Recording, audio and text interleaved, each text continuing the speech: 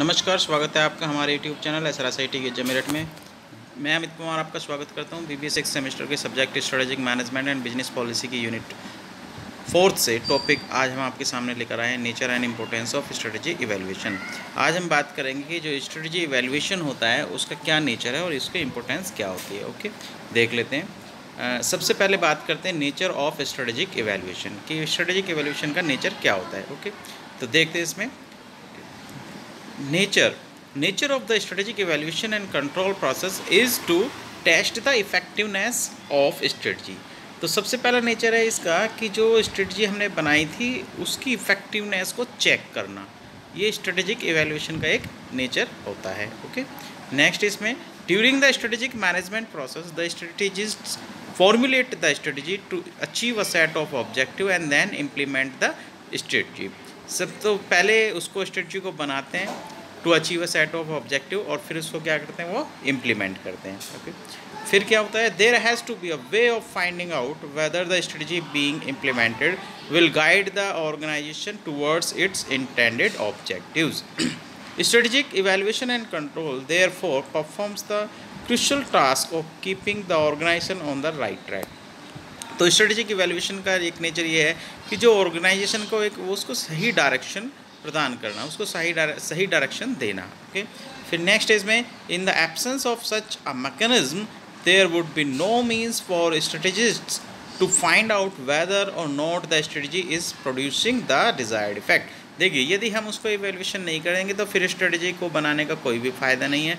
उसको इवैल्यूएट करना ज़रूरी है, उसके बिना फिर ये सारी चीज़ें एक तरीके से हम बात करें कि स्ट्रेटजी जो हमने बनाई है वो सब चीज़ें इफ़ेक्टिव नहीं हो पाती हैं। ओके, फिर अब देखते हैं इसमें through the process of strategic evaluation and control the strategist attempt to answer set of questions as below.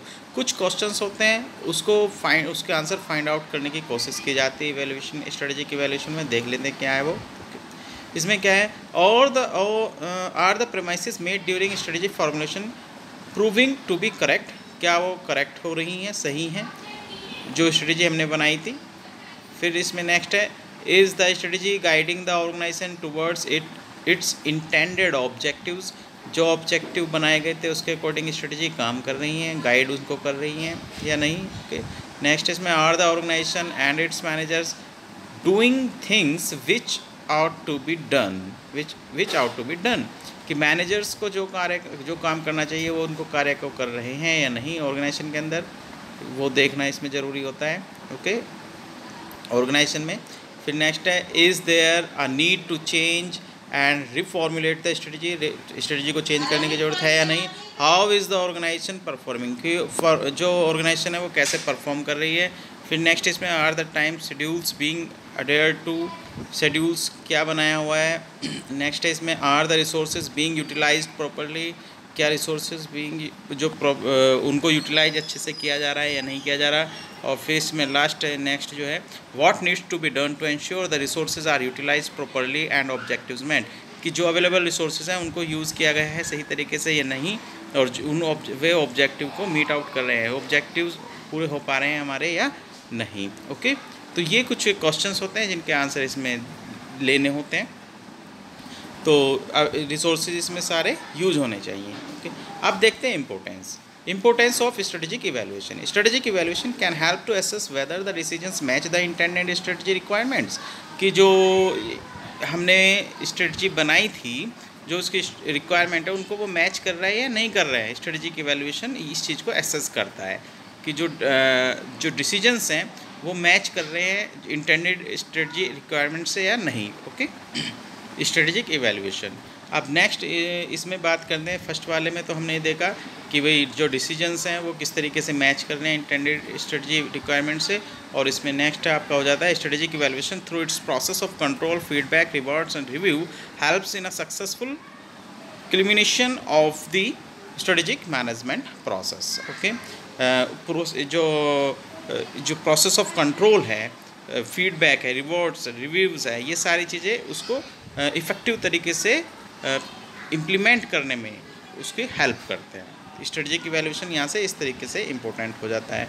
Okay, और लास्ट है, the process of strategic evaluation provides a considerable amount of information and experience to strategies that can be useful in new strategic planning. जब हम नई strategy plan बनाते हैं तो उसमें काफ़ी हेल्पफुल होता है, इसका जो फीडबैक आता है उससे जो एक्सपीरियंस हमको मिलता है।